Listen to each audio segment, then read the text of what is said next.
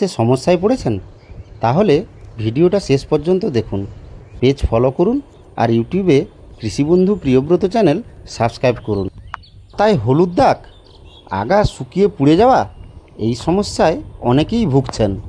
গাছের বয়স যদি 7 দিনের হয় তাহলে টিউবাকোনাজল সালফার বেরেলে 50 গ্রাম, সঙ্গে 12% চিলেটেন জিঙ্ক 15 গ্রাম, মাইসিন ও রুট হরমোন 30 গ্রাম, এই মিশ্রণটাই কার্যকর।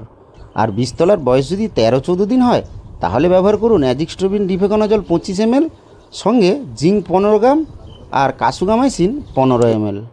একজন অভিজ্ঞ চাষি এই দুই ধরনের বীজতলায় আলাদাভাবে ওষুধ স্প্রে করেছেন।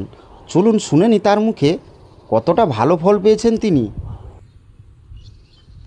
আচ্ছা, আপনি কি বীজতলায় এই যে টপ গিয়ার ওষুধটা ব্যবহার করেছিলেন, এর কাজ কীরকম হয়েছে?